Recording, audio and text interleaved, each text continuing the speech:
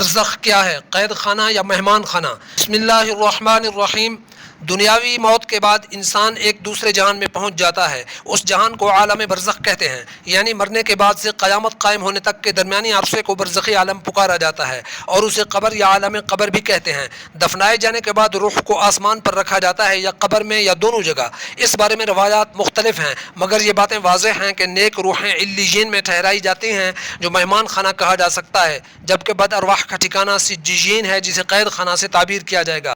اب خواہ وہ جسم قبر میں مدفون ہو یا غرق دریا ہو، کسی درندے کے پیٹ کا لقمہ بنا ہو یا آگ میں جلایا گیا ہو، بدکار قیامت تک عالم برزخ کے عذاب میں مثل قیدی تکلیف میں رہے گا، اور نیکوکار راحت و آرام میں مثل مہمان ہوگا۔ بقول بزرگان دین، مردے کے اجزائے جسم جہاں ہوں گے، روح کا ایک خاص تعلق ان کے ساتھ قائم رہے گا، اور جسم کا ہر ذرہ سزا یا جزا کو محسوس کرے گا۔ اسی خاص تعلق کو بھی برزخی زندگی قرار دیا جاتا ہے۔ واللہ اعلم۔